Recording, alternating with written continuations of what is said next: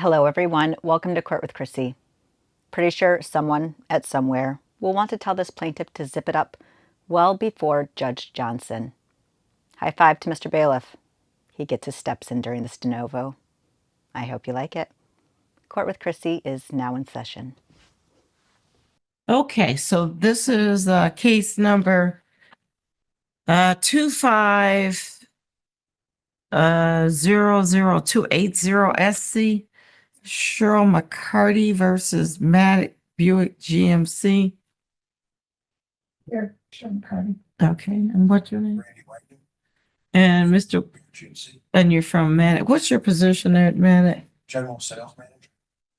And it's Randy. Yeah, Randall is the legal name. Okay. Makes a difference. Okay, last name again? Wagner. Wagner. W-A-G-N-E-R. All right, and so today is the date scheduled for, this was a small claims, apparently an appeal of the ruling of the magistrate over to the court here. So what happens here is we start de novo, which means anew. So I don't know anything about what happened in the small claims, so you're free to start with whatever evidence you want. You can put on the same evidence, new evidence, additional evidence, and this court will make the final decision in the matter. And this will be it. It's not appealable. All right. So you're the plaintiff, ma'am. If you would like to, I'm going to ask you both to raise your right hands to testify. You both do solemnly swear or affirm that the testimony you're about to give will be the truth, whole truth, and nothing but the truth. Okay. All right. So.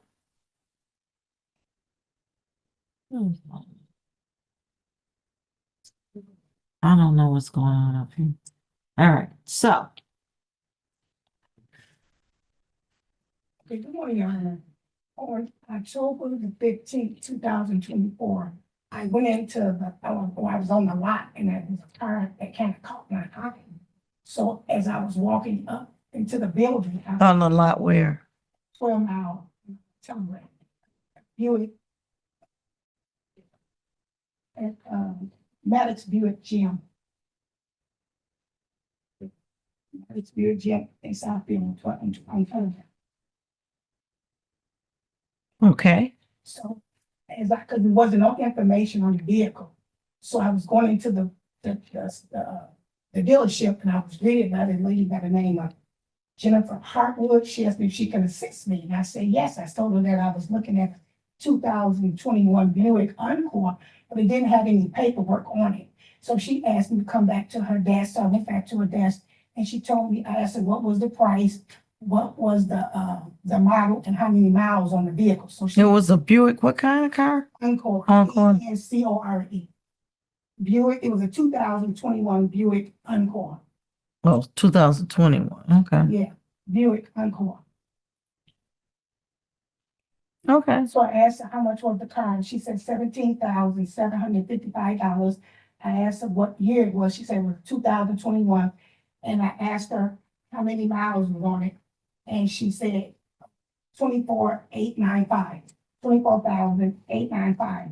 So as I was sitting there with her, she had asked me, was that a car that I was interested in? I said, yes. She asked you what? She asked, was I interested in buying that vehicle? Oh. So I said, yes. I said, but I do want GM Financial to finance that vehicle.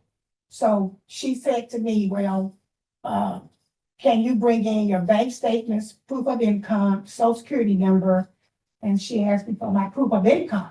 So I asked her, well, why are you asking me for my bank statements? I've never heard of that before. She said, well, that's what we do here. So I told her, she said, you want to wait around and see what Jim has to say? I said, no, call me when you get a decision, when you get a decision. So she called me at 3:00 that day, and she said, Miss McCarty, I have a finance company that I want to finance that car. She said, GM had denied you. And I said, well, wait a minute, that can't be true. I said, because they had sent me a letter saying that they wanted to finance their car up to $50,000. And she said, well, Mike told me to tell you that Jim denied you. Who is Mike? Mike is the general manager of pre-owned and used vehicles. I never seen this man before, but that's what she told me over the phone. Okay, so you're telling her it's not true because you got a letter from GM. Yeah, I got a letter from. Was it a pre-authorization or just something asking you to apply? No, it was a letter, it was a letter from GM stating that, they wanted to finance me a vehicle up to $50,000. So when she told me that Mike told her that, Jim had denied me, I said, well, I'm gonna come out there. So I came out to the dealership, I brought all my documents, and I said to her, I don't understand, because I showed her the letter where GM had wanted to finance me this vehicle. So we went on and on. So I said, I'm gonna look into it because that's not sitting well with me. So I said, well, who is this finance company? She said it was Exeter. I might not be pronouncing it right, Your Honor, because I can't pronounce this word for nothing in the world. It's Exeter. Exeter. E-X-E-T-E. Exeter. So I asked her, I said, Exeter? that's what it is, Exeter. So I said to her, well, is this finance company here in Michigan? And she said they have them all over. I said, do they have a branch here so that I can go to them if I need it? She said, oh no, you can't, because they all over the place. So October came, November came, I had to call this finance company because I told her that I did check if I had an email. I told her I didn't have an email. That's what she told me when I was sitting with her and I had to bring my documents in. She said, do you have email? I said, I don't do emails. I don't text. I don't do emails. I have a landline. So make sure that my documents come directly to my house. Okay? So I told her, I called because it was getting close to my November payment. So I called her. So wait a minute. How do you have a November payment? Did you? Wait, let me ask you a question. Did you go with this Exeter for financing? Yeah. I Okay. did go with them for finance. And you never got the paperwork? You signed paperwork? That's not what she The financing agreement? did, but see, GM had reached out to me. That was not the finance company that I wanted to use. I know, but what did you end up using? This company got signed And off. so you signed off on the paperwork Yeah. for that? Yeah. And when you say it's getting close to your November, Getting close to November. you were supposed to make your first payment in November. November. And I did not receive, I did not call, and they got the call to the Philippines. So I got the November statement and I got the December statement. So when time came for January 1st, 2nd, 3rd, 4th, 5th, 6th, 7th, I had not heard anything for my January payment. So I went into the dealership and I saw Jennifer. I said, hey, Jennifer, I said, I have not, it's January the 7th and I only have to the 13th, I think the 14th for this payment to go in, or it's going to charge me late fees. I said, I have not, it's the 7th. I went into the dealership January 7th, Your Honor, and I saw Jennifer. I said, Jennifer, do you know why I have not received my January statement? She said, oh no, I don't know why. I said, have you guys used this company before? Or we use it all the time. So by that time, Camille came in. That's the girl who do the paperwork at that dealership. So I said, Camille, I said, I haven't got my January statement. I said, it's January the 7th. I'm still looking for my January, so I'm gonna make the payment. She told me to come to the office. So by that time, Jennifer runs in the office and Camille tells Jennifer, well, Miss McCarty wanna know why she has not got her January statement. So, okay, 7 went by the 8th. So I called this company, Exeter, and I called on the 9th of January, and 3 coworkers who work for this finance company, they said, ma'am, each one told me at different times, you're not gonna receive an email because you're not gonna receive a statement because your statements are going to an email. And I said, well, what email? Because I don't have an email. I said, and I told the lady at the dealership I did not have an email. They said, well, there's an email on your retail application. I said, so I talked to that one, and I talked to another one, I talked to another one. The third one I talked to, I said, let me speak to a manager. So they transferred me to Latoya Williams. That's the manager of this finance company and the loan. So she got on the phone. She said, Miss McCarty, she said, there's an email on your retail application. She said, I'm gonna stay on this phone till you find it. She said, because right now you thinking we did it. We did not do this. This came from the dealership. So Latoya Williams, who is the manager of the finance and loan department, she said, do you have all your documents that you got from the dealership on the 15th of October? I said, I have it right here. She said, do you see retail installment contract? I said, I have it right here. She said, look to the left. If you blink, you gonna miss it. She said, because I need for you to see that this is coming from the dealership. So I looked here and I said, oh my God. I said, I didn't think to look, Your Honor, up top. I'm looking at the fine print as I'm signing these documents because I know I didn't have an email. So she said, look to your left and you're gonna see an email. So I looked, I said, oh my God. So the email says somebody@somewhere.com. Somebody is somewhere. Let me let you see it, Your Honor. Okay. So she said, Ms. McCarty, we don't have access to your information like that. This came to us. That's the original one, Your Honor. She said that email was on that retail and it came to my department and I saw it. I said, Latoya, that's a fraudulent email. She said, well, that's what all your, she said, I sent stuff from the company to that email. I said, well, I'm sure, McCarty, I'm telling you that I don't have an email. She said, well, can you come up with an email? Your Honor, this lady was pleading with me to give her, she said, do you have grandkids, nieces, nephews, sisters, and brothers, friends? She said, I need an email. I said, well, I'm telling you, I don't have an email. So we were back and forth, back and forth. She keep pleading with me. I said, this is what I'm gonna do. I'm not making no more payments ever again, because now it looked like a criminal enterprise. I said to her, I said, why are you asking me? I said, I have two questions for you. This finance company, do you have to have an email to get approved? She said, absolutely. She said, that's why the email is on your application, on your retail. I said, what if the customer comes in and they don't have an email? She said, the loan don't go through. She said, most dealerships who use this company, they know that you have to have an email. She said, that's why I was asking you if you had any family, friends, you can use their email. I said, well, I don't have it.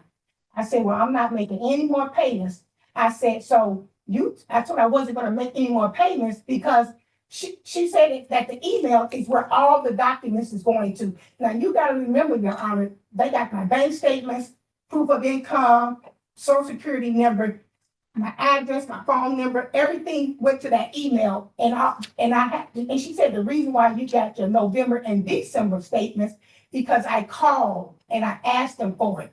And she said, well, you're not going to be able to call anymore because all your statements are going to this email. You will not be able to call. She said, I see where you called twice for your November and your December. And she said, that's not going to happen anymore. Everything going to the email, you have to give me an email. So I said, well, I don't have an email. So I told her I was going to stop paying. She said, well, whatever, stop the payments. So, Your Honor, when I stopped the payments, she called me, this same Latoya Williams, she called me on January the 21st, and she said, this was 8:00 Michigan time. She said there was another retail application that came through my department. And she said, I said, well, do you know who name is on it? She said, it's your name with all your documents on it. I said, Wait a minute, what? So Miss Williams told you another application another came through? application came through attached with my bank statements, my proof of income, my whole life savings. She said, it came through to my department. That's why I'm calling you to let you know. I said, well, who sent that? She said, I can't tell you. I asked her, Your Honor, and this is on the record at the first court. Came through from what? Where? It came from this company here. You see this, that's the retail you have. Another one of that. was a Okay, but someone submitted it to them. asked who did it. She said she couldn't tell me. I got more. And I said, can you fax that? I wanted her to fax that second application to me, that retail application. I asked her what was the email on it. She said test@test.com. I remember very vividly. It says test@test.com. I said, Latoya, you know this is a scam. You know this is a fraud. Do those emails make sense to you? The first one you told me on January 9th at 9:00 your time didn't make sense. Now you calling me back. I said, you know what?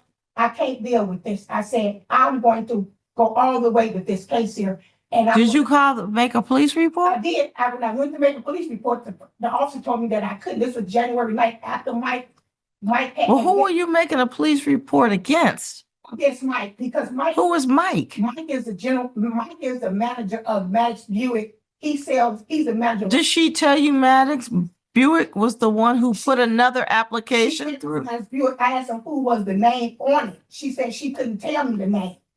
But she told you the company. She told me Maddox Buick dealership is the one that submitted the application. Okay. So on January the 9th, I got a call from Mike.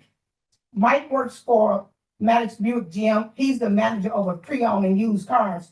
So he had called me right after I talked with Latoya. I get a call from Mike, and Mike tells me, Ms. McCarty, I put that fraudulent email on the application because I needed that loan to go through. And Your Honor, I just went off on him. I went off on him, and I went to the police department on the 9th.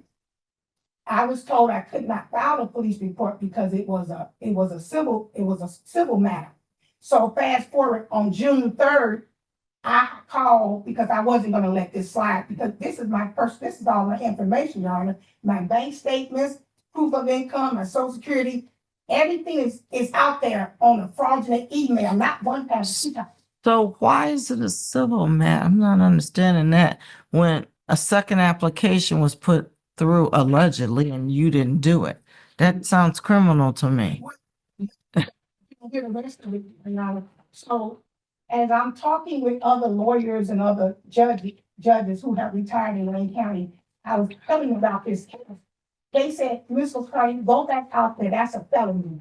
Falsifying documents and putting fraudulent email, that's a crime. So on June 3rd, I went back, I called and I got an officer at the window. I explained to her just when I was explaining to you, she said, ma'am, stop talking.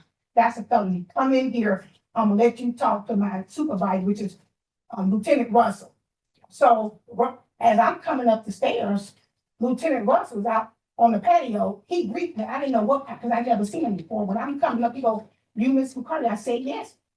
I said, I came here on the 9th. He saw the footage. He said, yeah, I seen it when you came in on the 9th at 10:30 and you was told that you could not file a criminal complaint.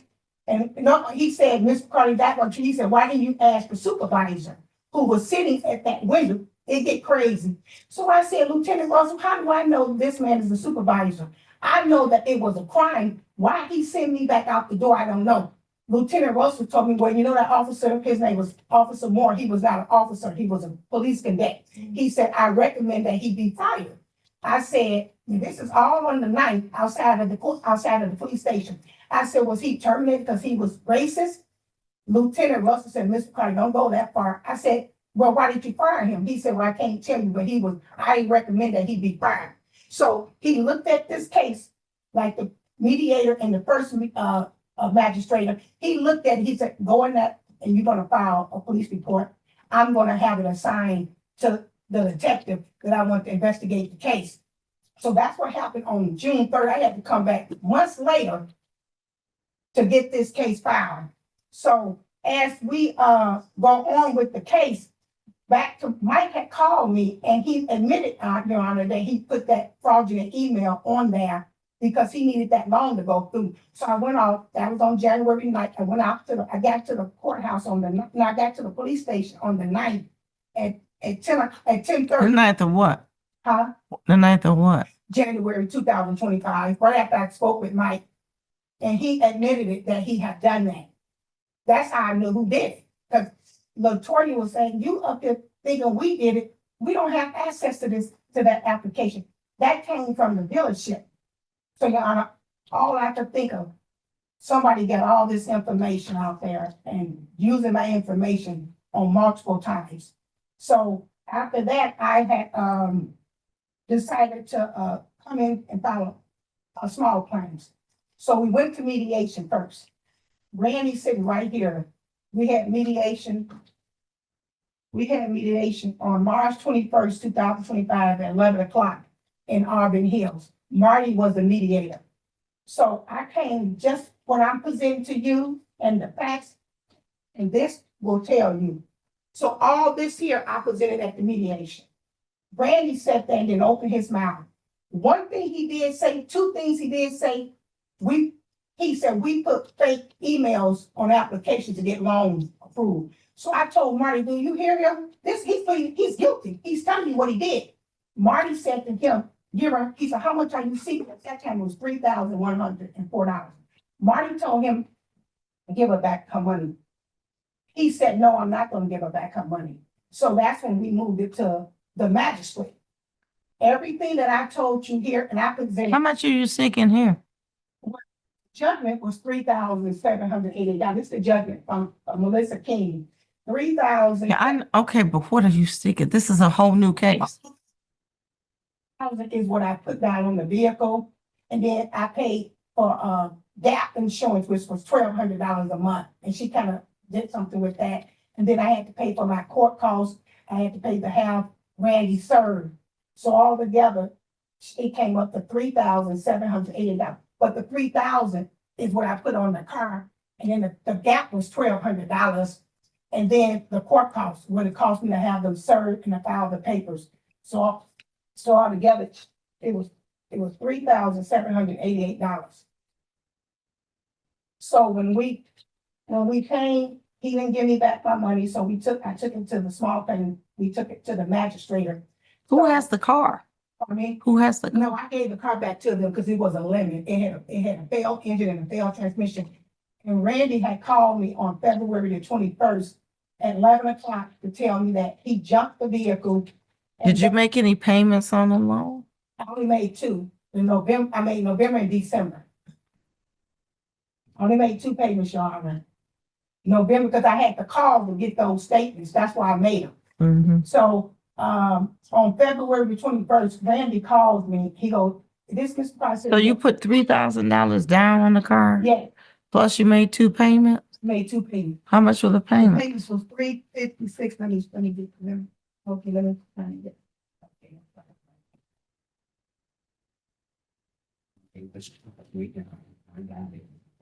Let me I have.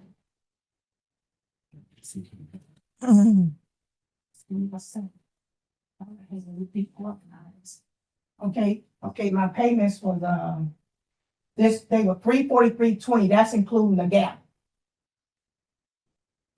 My payment was $343.20.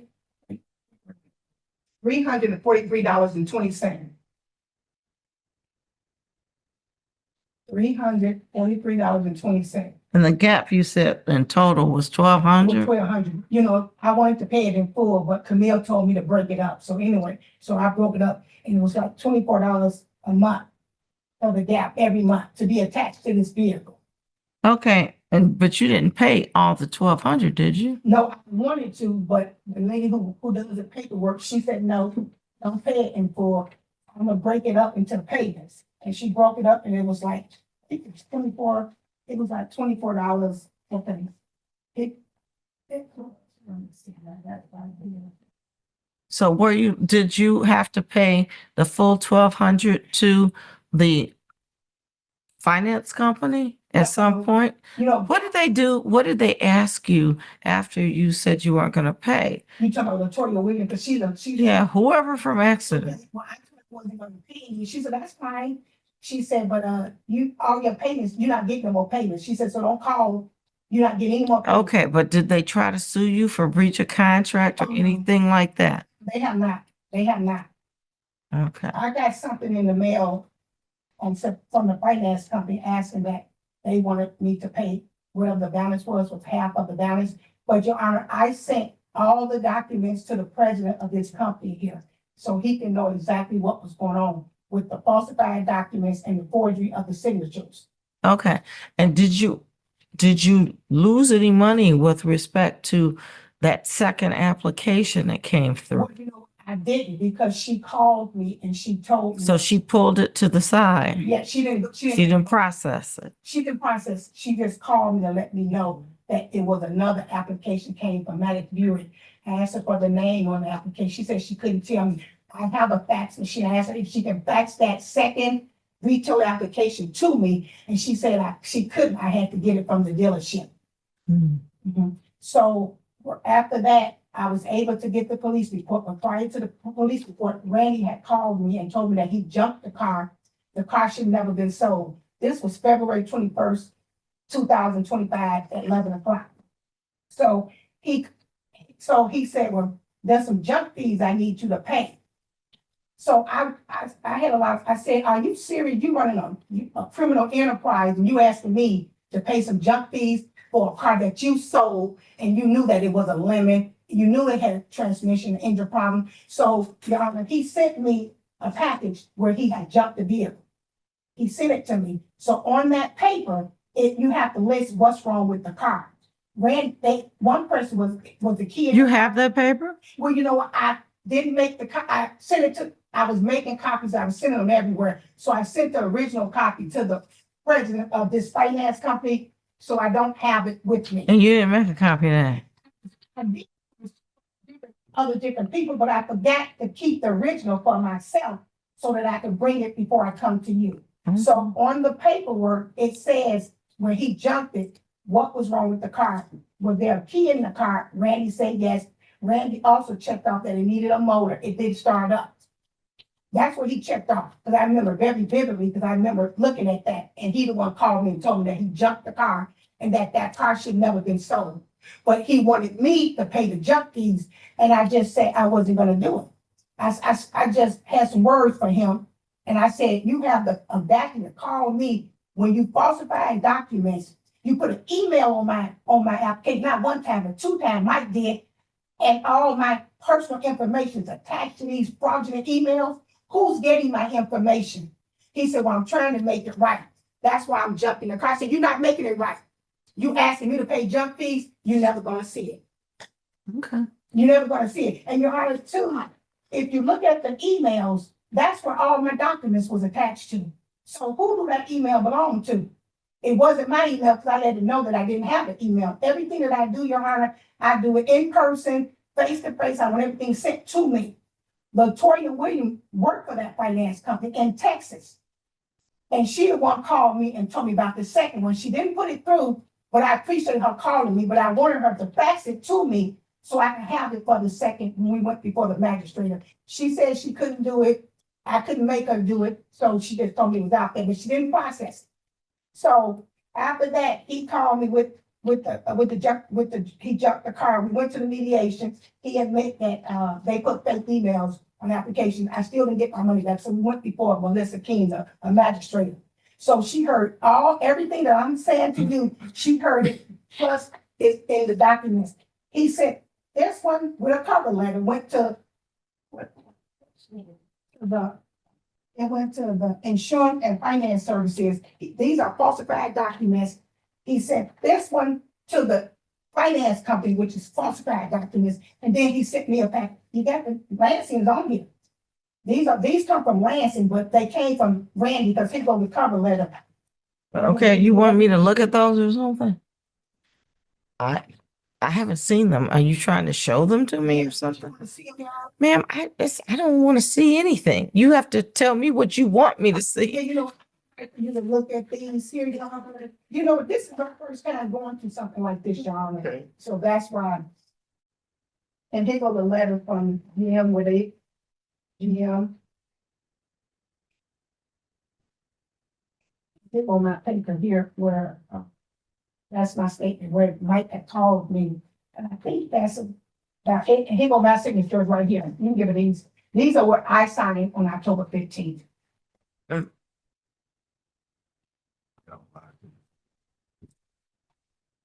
Yeah, so this is new to me. So.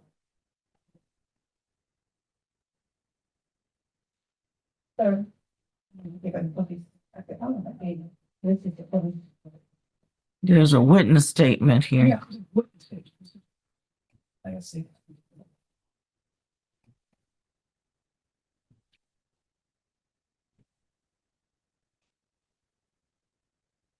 I already got that. I'm sorry.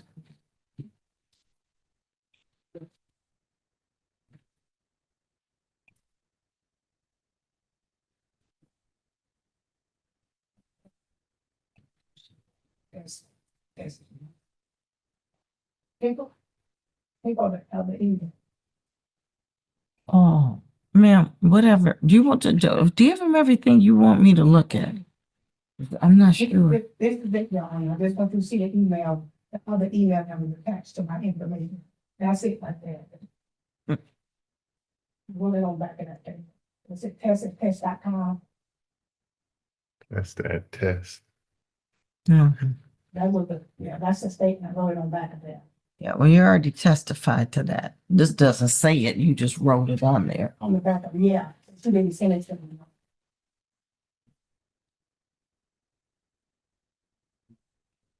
Ma'am, get everything. Just one trip. I mean, do you want me to look at everything on that desk? Because if you do, just give him everything. Yeah. Because I don't know what's relevant, but I'll look at whatever you want me to look at.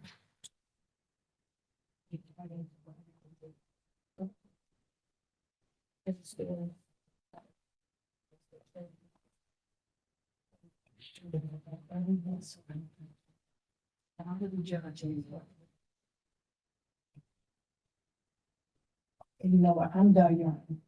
This is new to me, so I'm just trying to make sure I exercise my rights.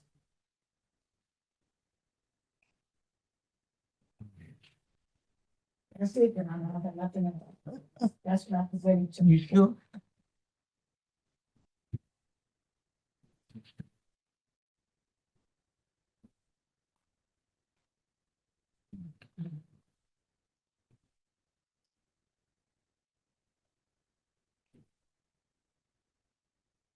If you look at the social security, I didn't open except to that, Department of Insurance and Finance Services. If you look on that last page, you'll see essentially they got it. They have not social security out in the open for the finance company and, Yeah. the Michigan Finance. Social security numbers just open. They need to try to, they black one of them, and they sent me, but on another one, they just left it out there. And you see that it's, I put fall on everything, you can see it.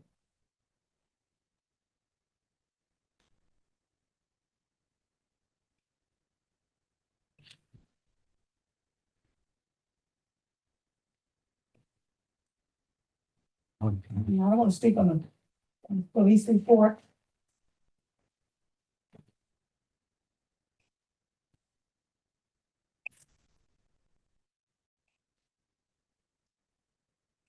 Okay, what do you want us to talk about the police report? Lieutenant Russell assigned a case to Detective number one, which is Detective Stein. He sent a report to the prosecutor's office. Now, I reached out to this detective 3 times because Lieutenant Russell had assigned the case too. Well, he sent a report to the prosecutor's office and he had talked with me. He told me this was a civil case.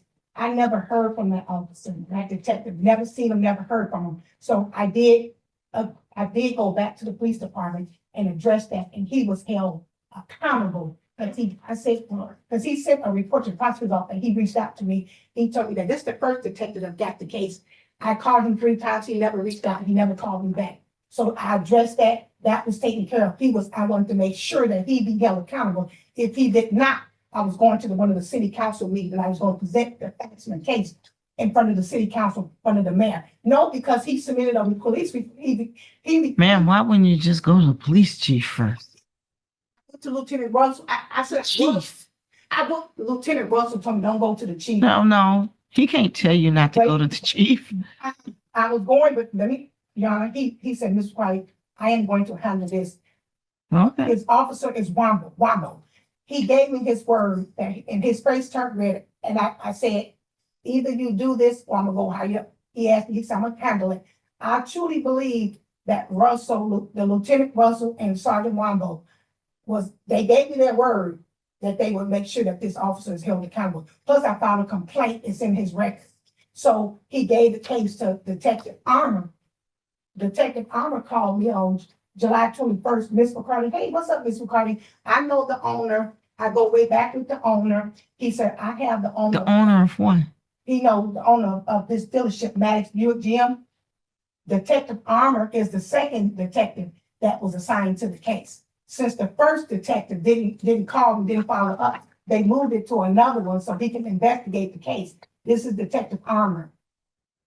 So he called me on July 21st at 8:30 in the morning. He go, hey, Mr. McCarty, what's up? I said, oh, hi. He said, I'm Detective Armour. I got the case now. Womble gave the case to me. Since the first detective, they was disciplining him because he sent a complaint to the prosecutor's office. The prosecutor is the one that called me and told me that there was a report on behalf of this small claims, and that he said, did you ever talk to this officer? I said, I never talked to that detective, ever, never. He said, oh, that's interesting, but I took care of that. I was going to the chief, but Lieutenant Russell said he was gonna handle it.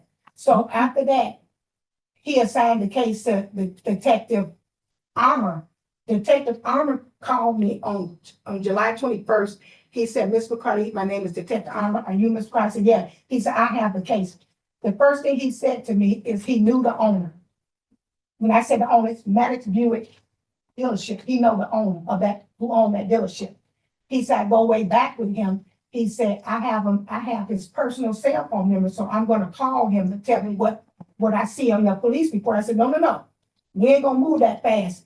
Can you be impartial, or you need to recuse yourself? Because you already told me you know him. I said, can you look at this fax? Look at the email on that retail application. Look at the documents that you have. And can you rule, or can you come back with a verdict guilty? I said, I'm gonna let you. He said, Ms. Carly, I'm not gonna talk to you about that. Let me talk to the owner first. So he called the owner and he said to me, Mr. Carly, where did they get the email? And I see different signatures. I said, you gotta ask the dealership. You gotta ask Mike, because Mike is the one that told me he did it. So he reached out to the owner. The owner, he called me back 5-10 minutes later. He said, Mr. Carly, I spoke with the owner. I said, what did the owner say? He said, the owner said that he disciplined Mike for what Mike did to the application. So he said, he asked the owner, where did they get the email? And I see 2 different signatures on all these documents. The owner told him to talk to Randy and Mike about it. So that's what he told me. So he said, Mr. Carter, before I move forward on this case, let me talk to Randy and Mike. I said, okay. I said, let me say this, I want to be clear. There was one officer who already been disciplined because he said, oh yeah, I heard about that. I heard about Detective Stein. I said, because he sent a report to the prosecutor's office, he never talked to me. I said, can you be impartial? Can you look at the facts? He never answered the question. So he talked to Randy and Mike on the 22nd. He called me back. He said, Ms. McCarty, I did talk to Randy and Mike, and they said you did it. I said, what? They accused me of doing it. And I said, well, do you really believe that? I said, let me be clear when I say this to you, Detective Armour. They said that because you favoring the owner. I don't have a dealership. I don't own a dealership. I don't have a car to give you. So I'm asking you to recuse yourself, or you look at the facts. Well, Ms. McCarty, I'm going to just turn over to the prosecutor's office. So on the 23rd, he called me. This is Detective Armour, 23rd of July. He said, I'm sending this report in to the prosecutors. I said, well, what is your finding? You have to have a finding before you send it to the prosecutor's office. Well, Ms. McCarty, I heard what you said. I heard what the owner said. But what did the owner say? Well, the owner said that he disciplined Mike. I said, what did Mike say? And Randy, oh, they said you did it. I said, this is what I'm going to do. I said, I see right now, you're not looking at the facts and evidence. He said, well, Mr. McCarty, you already won. He started talking about the judgment that I got at the first court appearance. He asked me about that I go to mediation. I said, yeah, I won that too. I said, this has nothing to do with this case. This is a criminal case. I said, let me ask you a question. Falsifying documents, is that a crime? Absolutely. Is forgery a crime? Absolutely. What kind of case do you have in front of you? Ms. McCarty, I know the owner. I have to send it to the prosecutor. I'm gonna let the prosecutor figure it out. So 24th, I called at 9 o'clock to the prosecutor's office. He called me back at 11 o'clock that day. He said, this Sherman McCarty. I said, yeah. He said he was a prosecutor. He said, Ms. McCarty, he the same one that told me about the first detective who sent a report to him, and I never talked to him. So we had already took that taken care of. He said, did you ever talk to Detective Armour? I said, yes. He said, I see where you talked to him multiple times. He said that at one point, did he ever tell you that he put in his finding there was no case? He didn't see a case of forgery. He saw no forgery. I said, wait a minute. He said, what? He said, I'm looking at the case right now. He said he put in his report that he saw no evidence of forgery. But he said, I see where you talked to him multiple times. At one point, did he ever tell you that? I said, he never said that. The prosecutor said, well, I see where you got a judgment from Magistrator Melissa King. He said, I know her because I do, and he said he knew her. He didn't know her, but he said he know her from doing cases.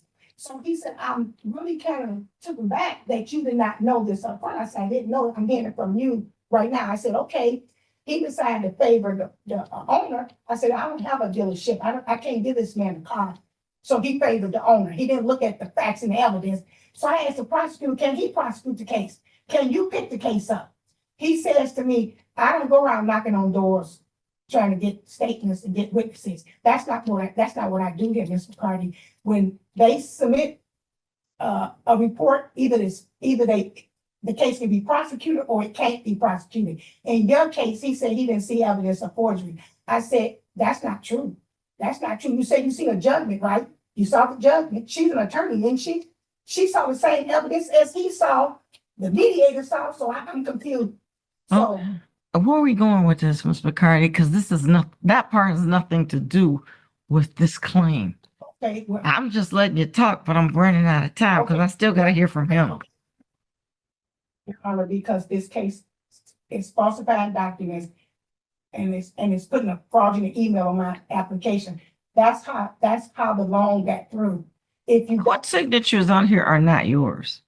which one you looking at? And No, Okay. you can show me. no, Your Honor, when you see Paulette, those are not my When I signatures. see what? Okay, some of that's my signature in front of you. Those packages that you see I gave you, that came from Randy, that came from his department. Some of those documents in that package that you see I put fraud on, those are not my signatures. Mhm. Those are not my, those are, You can show me. okay, those are not mine. Mhm. And I wrote on that fraud. Those are not mine. So I'm here because this case is centered around falsifying documents and forgery. This came from his office. You see this here? She's something fraudulent email. Yeah, I've seen the email. You see this? Where it said, oh, Dr. Meter, that's not my signature.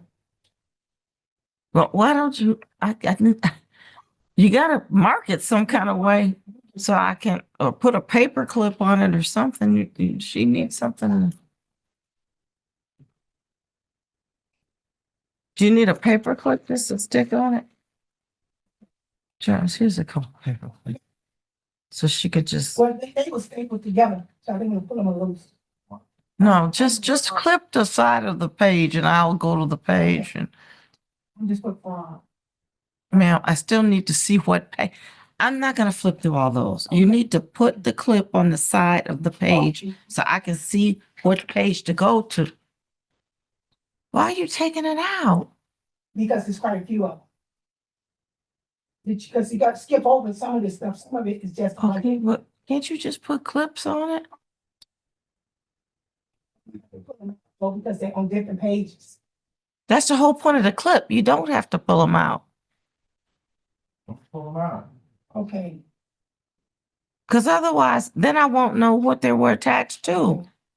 This one.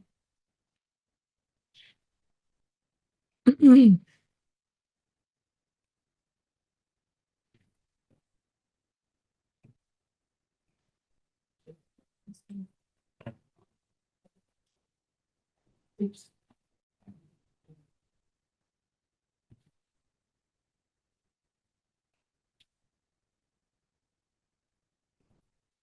This is one.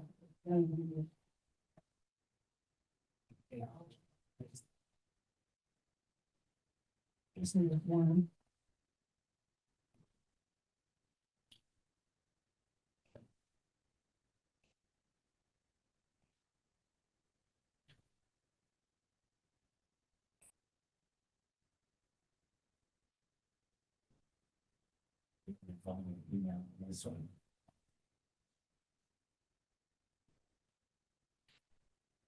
This one here, when it's all in the open. We'll be done, Your Honor. And this one, I think this is it. Let me, it's some more. Do you have any more clips? You know, the same thing that's on here is in the package, so you can just skip back the other two packages. This one right here. This is where my information is out.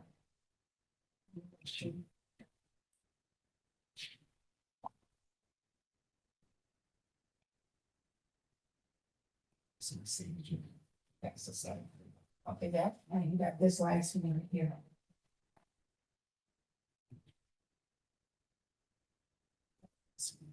You could just put it back in the envelope it came in. Then the other one, it's the same thing that. Okay, give me the envelope that it came in. You want this envelope? I'm just trying to keep it in the way you gave it to me. These are the same that you see there. Yes, sir, I saw that. Everyone got a clip, they got my signatures.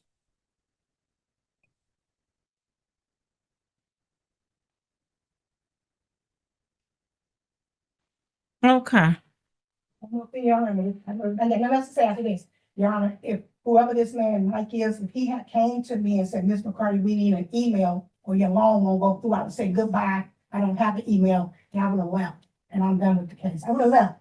You would have bought the car. Okay. And he would, if he would have came to me, so I'm going to thank you again. Thank you, officer.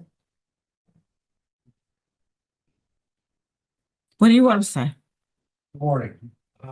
First off, the email, I'll address that right up front. We have two computer systems. There's a customer retention system that talks to our dealer maintenance system, which information is pushed from one side to the other. An email has to be filled in. We filled in the email. But why would you do that though if the customer doesn't have? Pushed to the other. And let me explain to you. This email, somebody at somewhere.com is not a real email. It just fills the place. There's nothing fraudulent intended on our end whatsoever. None. And there's not a bank in the United States that requires an email in order to get an approval. That's a fact. You do not have to have an email.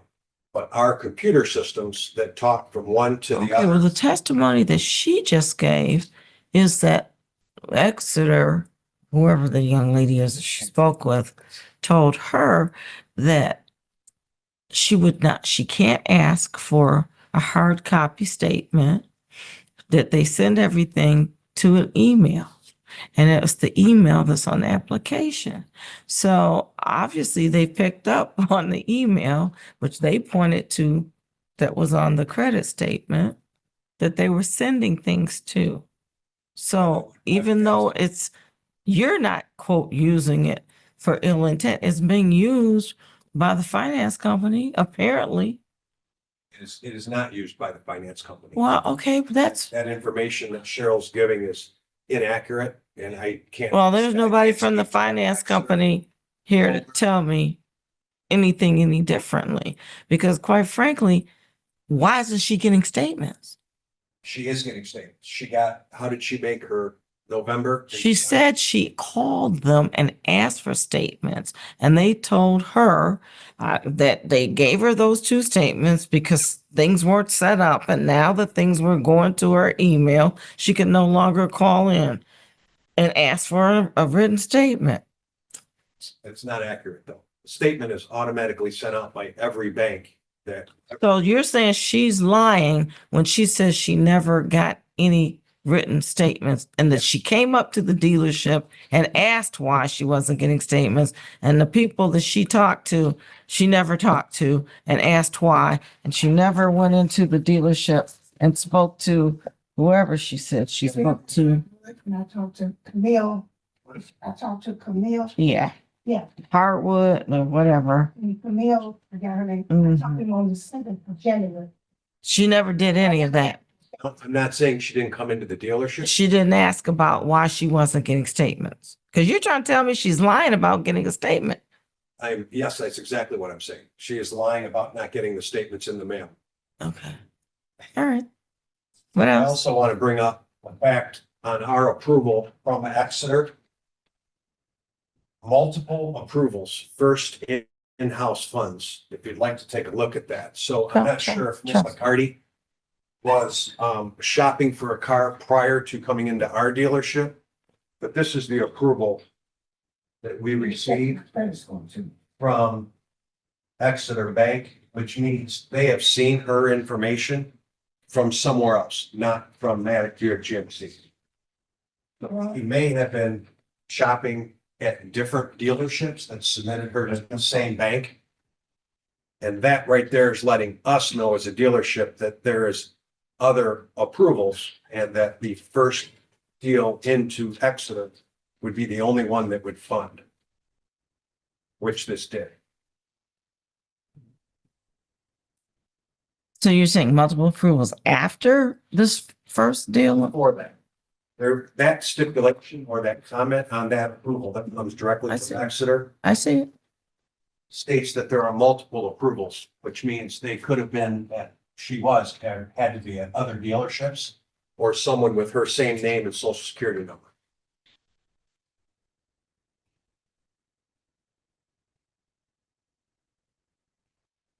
Which may, I think I heard Ms. McCarty mention that,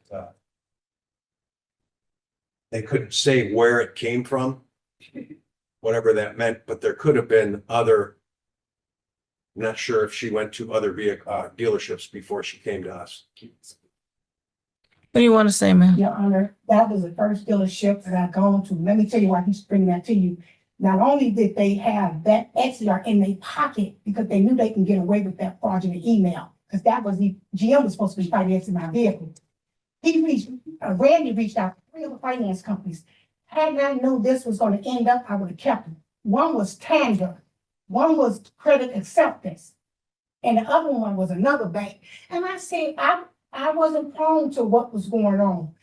I called the credit bureau and I said, wait a minute, what is going on here? So somebody told me, you better go call because they reached out. If they already had extra in their pocket, why would he reach out to 3 more? So that took my credit score down. That's why he's jumping on top of it now. So I called the credit companies and they told me, put a freeze on it. Because we see where it had Maddox Buick GMC on all 3 of those documents. But it didn't register because I was like, okay, why would they do that? This is new to me, Your Honor. This is my first time. Okay, what 3 documents are you talking about? Okay. When you go to, I went to that dealership the first time ever. He reached out to 3 other finance companies. Not only he already had SCR in his pocket, this is the one that has proved that vehicle. But I didn't want him to do it. I wanted GM. Mike told Jennifer Hartwell to tell me that GM denied me when you saw the statement. So when you reach out to he took it upon himself to reach out to 3 other finance companies. For what? When you already had told me this was the company that was going to finance the car. So why did you reach out to 3 others? That took my credit score from 750 to 550. The dealership I had gone to that day. January 21st, I went to Todd's Winslow and they Did you go to any other dealerships within that time frame? No, in January 31st, I went to one more dealership. And they only dealt with GM Financial. They didn't reach out to no other ones. They are the ones that told me too, Ms. McCarty, you gotta be careful because they may have reached out to more than one finance company. I said, how did you know that? Because that's what they did with me. GM Financial financed my vehicle. GM is, that letter I just showed you, they financed my car. They didn't add, I had an email, I said no. He said, that's okay. He said, but you, Ms. McCarty, can you give me what your granddaughter, because Now, GM financed what car? my 2026, my 2025 e-Vista. So a car that you got after this. Okay. They didn't do anything. Matter of fact, they told me that there was dealership who had been closed down for using falsified information. So they asked me if I had an email. I told them no. He said, is that your granddaughter? I used my grandbaby, but I was on the phone with GM Financial right there. Okay. And so when you spoke to the lady from Exeter about the second application, and she said, Victoria Williams. right, you said she told you that Mike's name was on it. No, she said she asked whose name was on it. She said, I can't tell you. She couldn't tell you the name, but she could tell you the place it came from. Maddox Buick GM. She said, Okay. Michigan, and this one was way in Texas. And I said, wait a minute, what? She said, I'm not gonna let it go through. She said, I just want you to know what's going on. All your information that you gave to whoever you gave it to, I said, I gave all my information to Jennifer. And what day was that? This for when she called me, that was January 21st, when Victoria Williams called me. Okay. She called me, So let me ask a question. Assuming that it did come a second application from Maddox, what would be the purpose of that on January 21st, sir? We did not send a second application in. We wouldn't, there'd be no way. No, we initially in October 15th, when she initially signed for the car. Yes. We do send in some cases, and in this case, we had to find the best bank to get, I would say, challenged credit approved, and Exeter had the best interest rate for Miss McCarty. you know, Your Honor, actually GM Financial had the better interest rates. That much better interest rates, and he had no business. Well, you said they told you you were denied. Who, no, Mike, who works with him. You said they told you that No, GM denied he you. told Jennifer Hardwood to tell me that GM had denied me. Did I just say that? I'm sorry. The vehicle, the structure of the used car that Miss McCarty bought in October, GM Financial would not approve that car. Yes, my name is Erica. So the best, again, call that we had was the call that we got from Exeter. Mm-hmm. That's the bank that we went with. Your Honor, they just approved me for a $26,000 car, a 2025, January 31st. Apparently, I don't know how that works, but he's saying the specific car was not approved. Maybe a different or better quality car would have been approved. I don't know. But you know what he's telling me is not true. This, if you look at the email, that's what Latoya told me, that email, without an email, I could not have gotten that car approved by this company here. Now, she's the manager of the finance department and the loan department in Texas. She know firsthand. Why would he put that email on there and didn't even talk to me about it? Because I would have told Mike, or not Mike, Jennifer, I don't got no email, goodbye. Yeah, I don't really understand why the system has to even have anything in there. But that's what he said. It has to have something, which I think is strange. So why did you ask for my bank statement? Tom's Winslow didn't ask for my bank statement. And I was telling them the experience that I had with this dealership. And they were like, we hearing that a lot. Why would you ask for bank statements? I asked her. Okay, well, why do you need bank statements? Bank statements are required by some banks in order to get approved, and GM Financial wanted to see those bank statements. We then forwarded those bank statements to GM Financial. They still declined the loan. Your Honor, I made my payment. The first two I made it to this company. I don't know nothing about no bank. Well, I guess he was saying, to try to get an approval Well, Your Honor, before you actually were approved by this company. no, when I went in on the 15th, and when I was looking at the car, I made it clear that I wanted GM to finance it. Well, apparently what he's trying to say, this is his testimony, so you can't change it. This is what he's saying, is that they took your bank information, which was required by GM, and submitted it. And they did not approve it for that particular vehicle. That vehicle was 17,750. Ma'am, listen, I'm not an underwriter for used car loans. I don't know what they look at for each type of car, the year, the mileage. I don't know. I'm just listening to what the evidence is in this case. You have your own beliefs. I'm listening to what he's saying, and I'm listening to what you're saying. But I really don't know if they would have approved this car versus another car of the same year. I'm sure there's varying different factors, and maybe your income would have something to do with it. I just don't know. I'm just listening to what he said that they did. But I just want to know, I did get approved by GM. That's all. Yeah, you probably did for a different vehicle. For a brand new vehicle. I could have got a used or brand. It was up to $50,000. That's what they was gonna approve me for. All right. Well, that makes sense. You got a vehicle like when? The next month or so? I mean, When did you get your, I got it January 31st. like a few weeks later? Yeah, a few weeks later, yeah. A Mhm. couple weeks later. Okay. After the night, when she called me on the 21st and told me there was another application, they approved me for $50,000. I could have got a $60,000 or $70,000 approval, but I just went with what I could. And I didn't know anything about the bank, and I'm just I didn't know anything.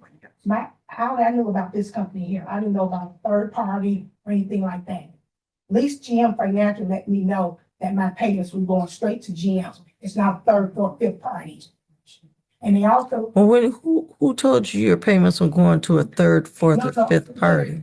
Yeah, you saying that the bank that's affiliated with this finance company. Don't know anything about a bank that's affiliated with this here finance company. So maybe I'm missing. I don't know. I didn't. What did you say about a bank in this finance Well, company?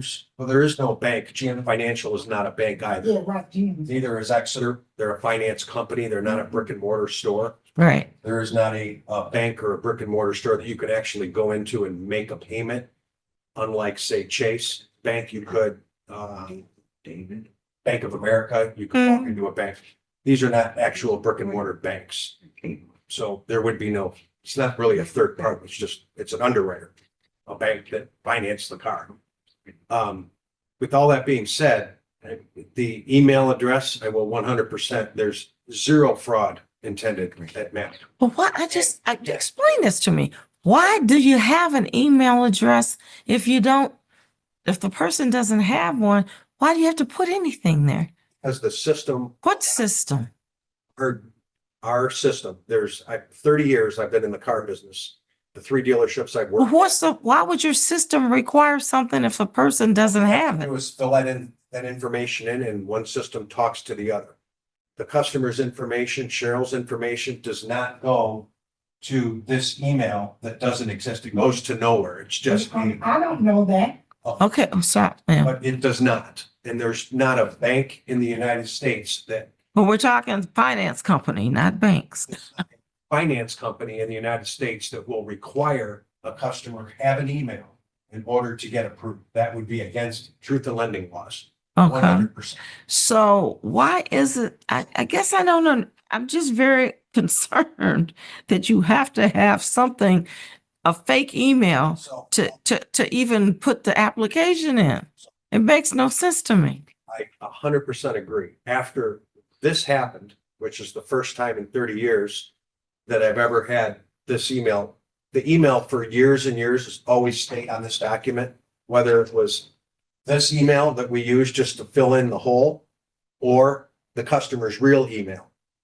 But again, we now, And and a lot of people have their own emails, well, but the people that 90% of our don't. customers have an email address.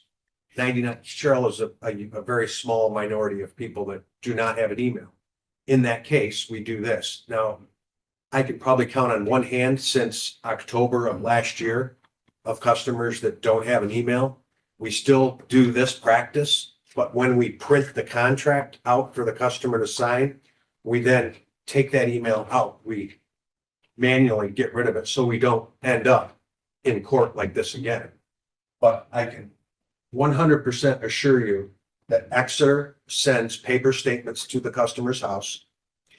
Every bank we deal with does. If the customer elects to participate in automatic payment withdrawal, there's paperwork that comes with that first statement from every bank that we deal with. They fill that information out with an email or they download that bank's finance company's application and they can pay it that way. But she made November's payment, December's payment. And at some point in January, she took the car, drove it to our dealership, had it dropped in our lot without making a phone call and letting us know that it was there.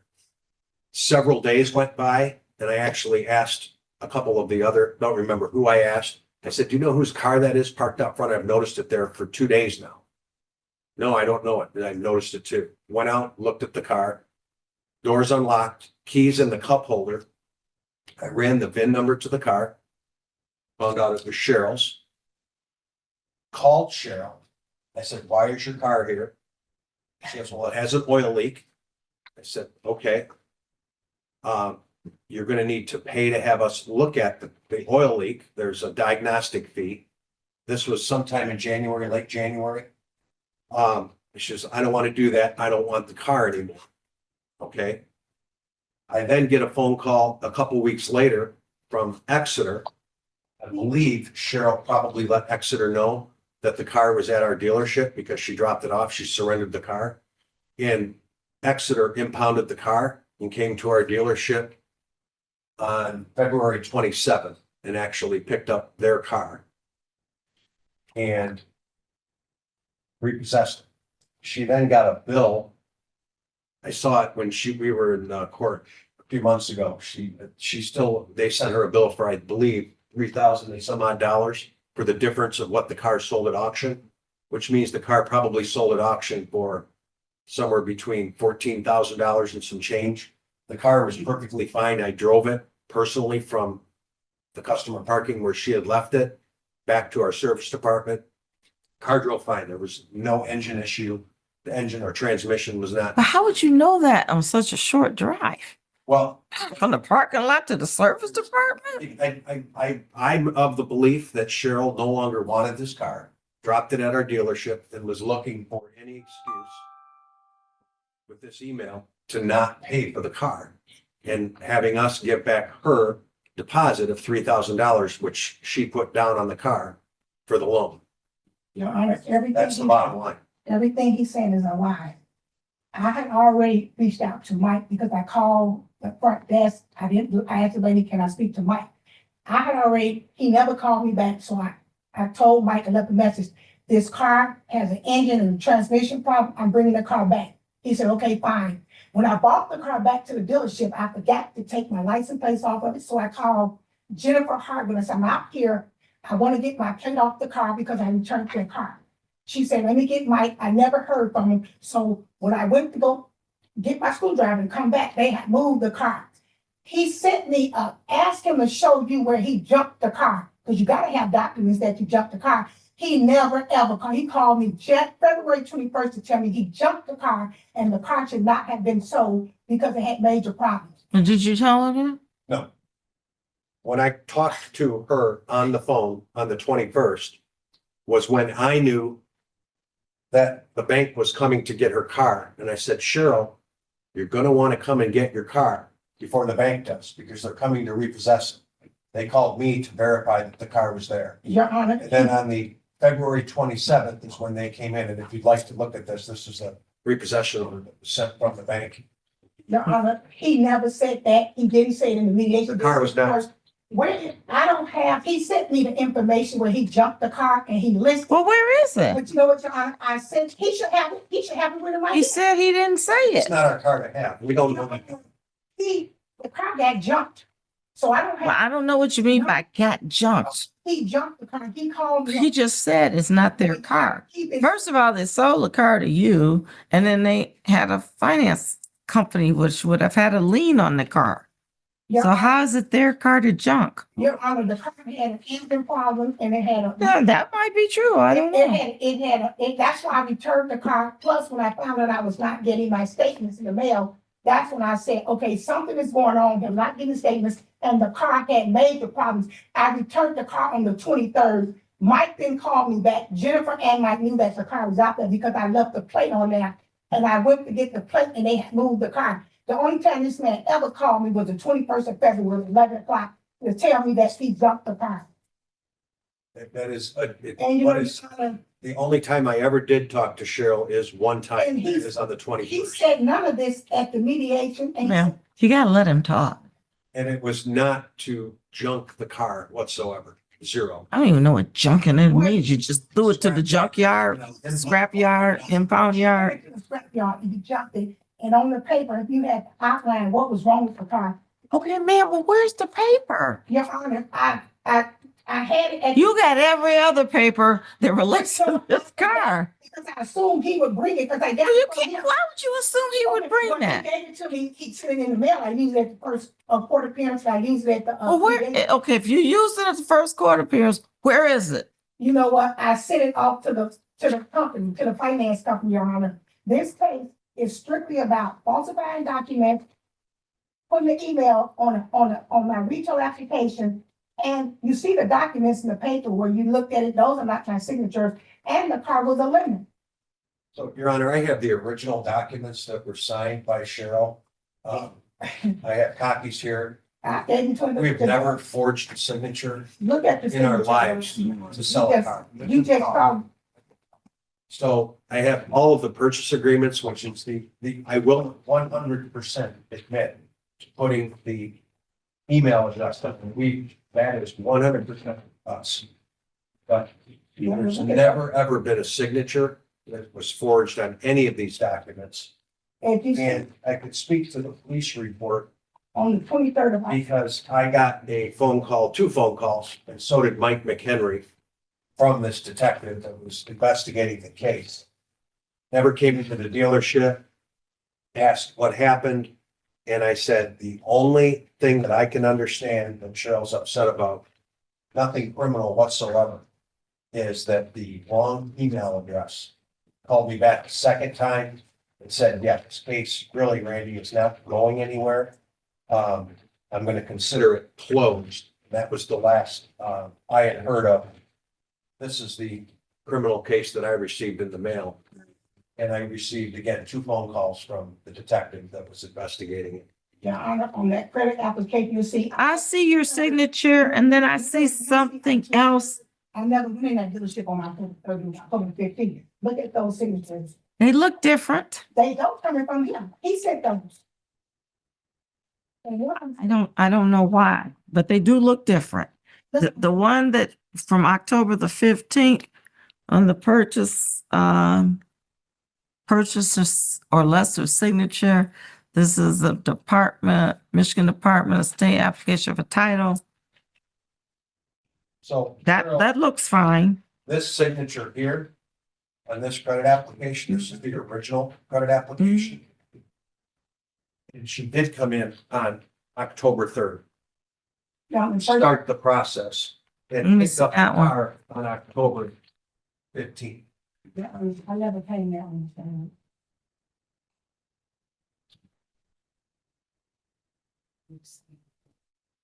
You will see my signatures.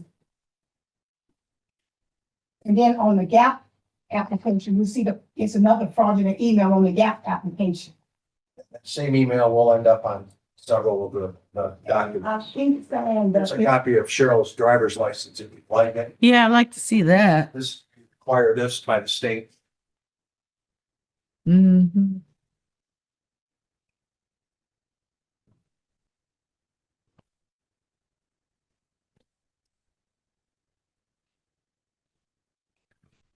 Donna Media, yeah, this is my signature for Donna Media, this is one I signed. Look at the one you have in front of you.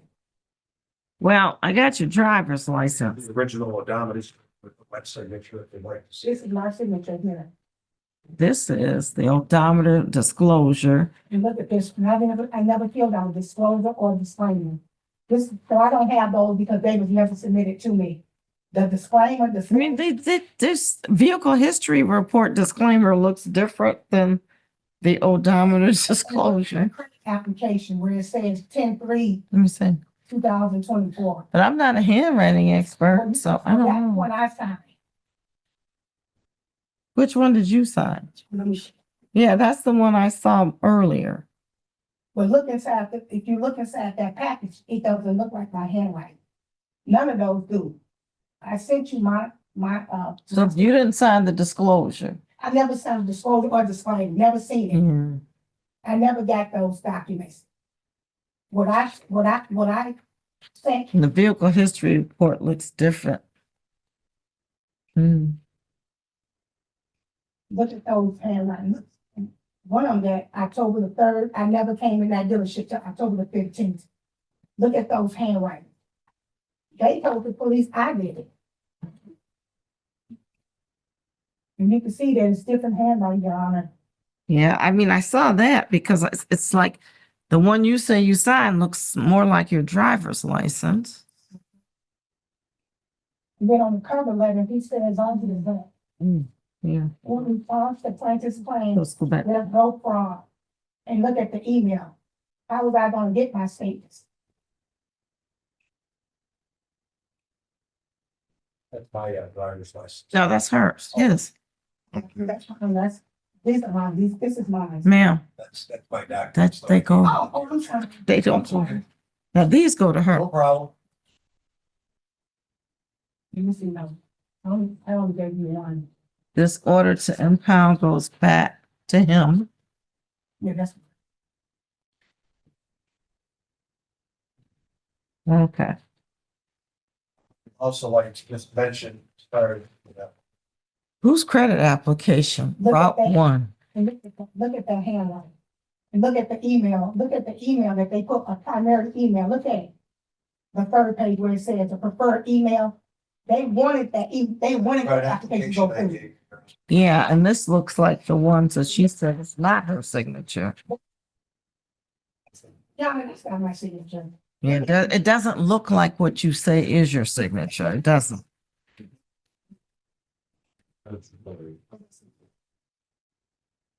I mean, what this case comes down to is falsifying documents to get loan approved.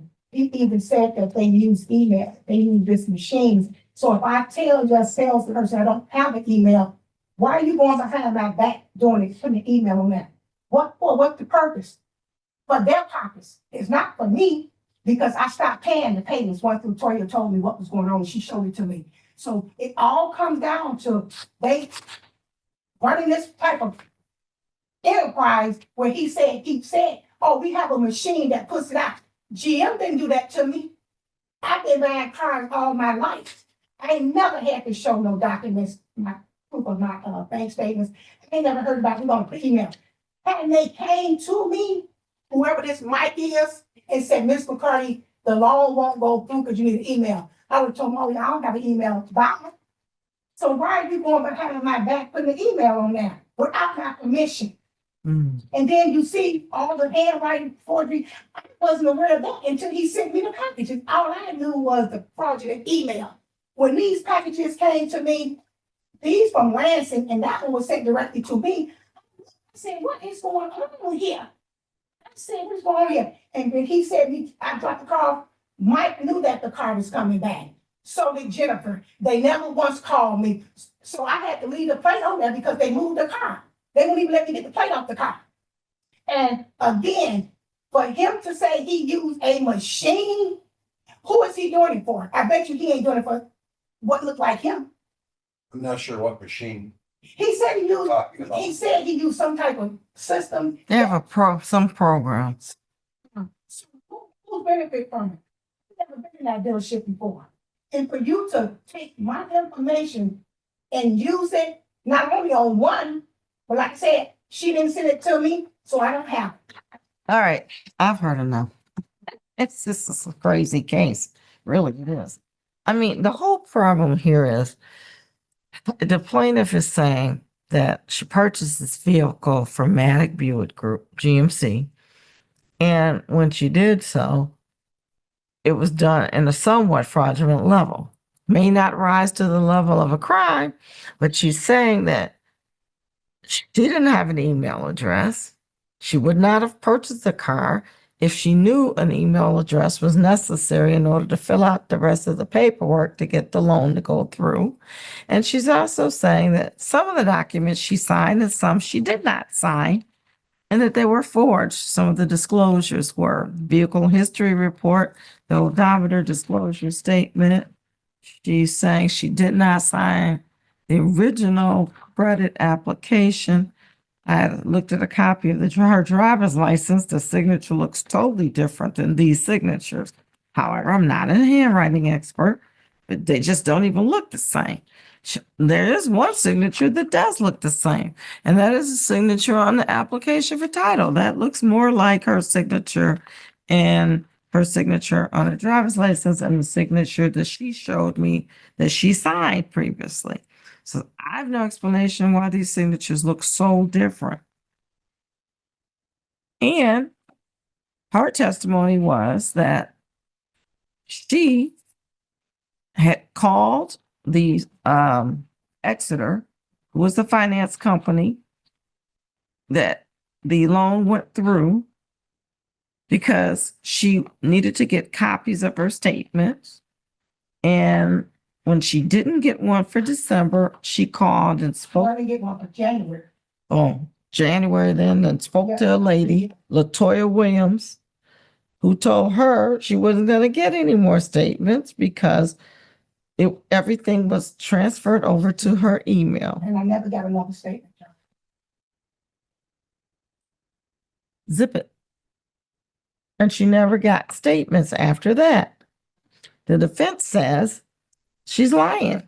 She would have had to have gotten a statement. I don't know how they know because they're not Exeter. So I don't know how they know what Exeter did. I don't know how they know what LaToya Williams told her.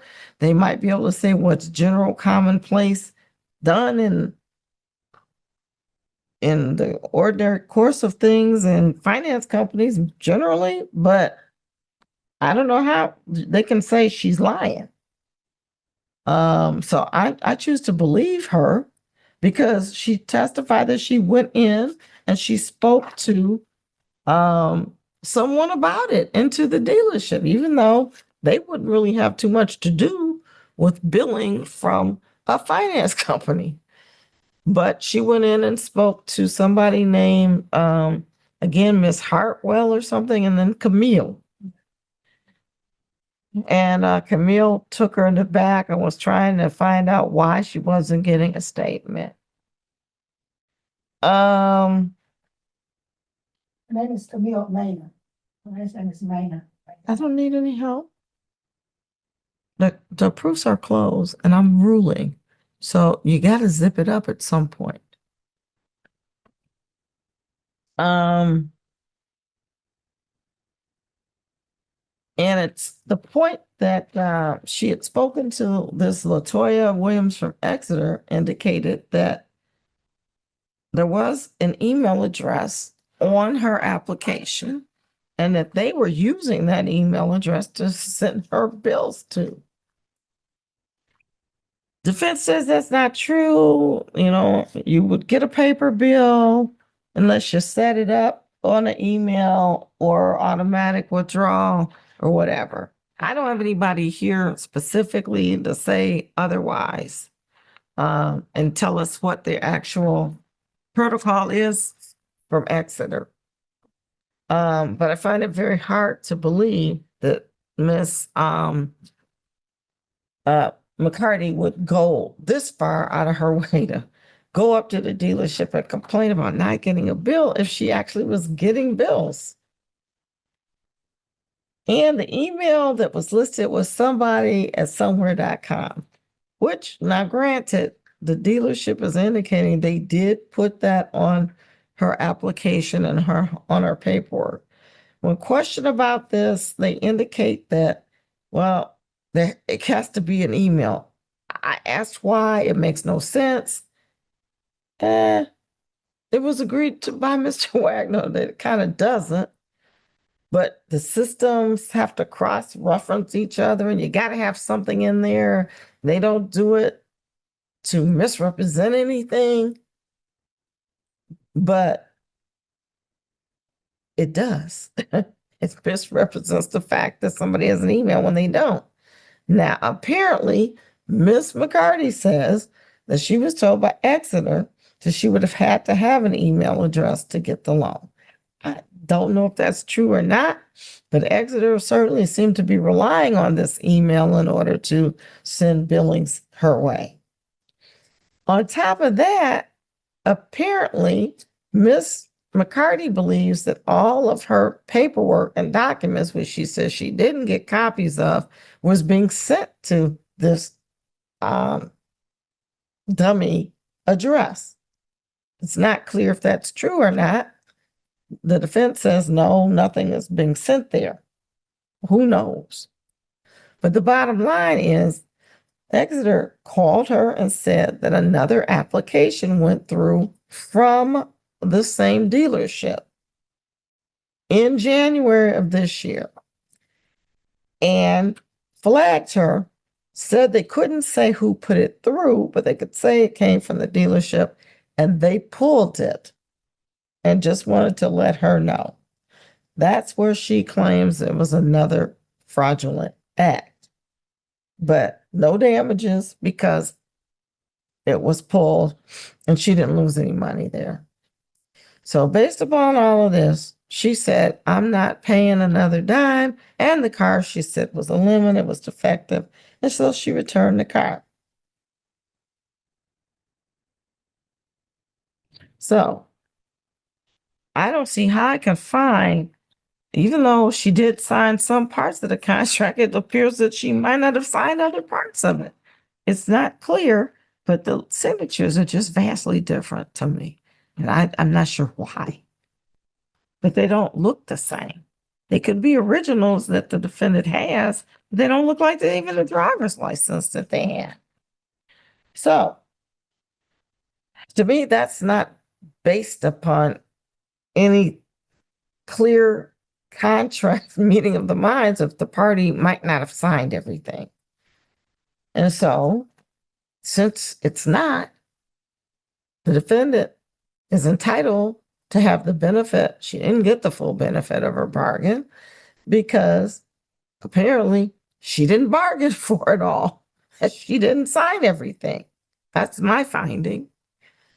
And so she would be entitled to at least get her down payment of the $3,000. Whatever this $1,200 gap insurance, she's not entitled to full $1,200, but she would be entitled to the two payments, which would include the gap partial payment on the gap insurance, which she said was $343.20 each. So that would be a total of $686.40. So that total would be $3,686.40. She would then be entitled to whatever court costs were. And that appears to be $104 for a total of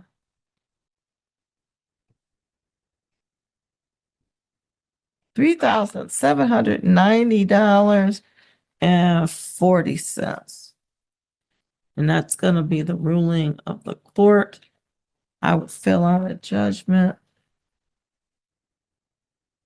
And that's going to conclude this matter.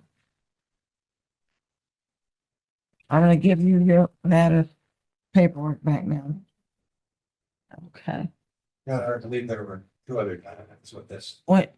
session that were not returned. This is all came out of her package. That one. Yeah. This one. Yes. No, ma'am.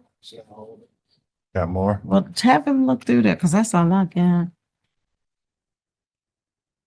The rest of that came out of the envelope that she got. All right. That's okay, I had to come. That's okay, I had to come. Oh, that's okay, no worries. I'll find you.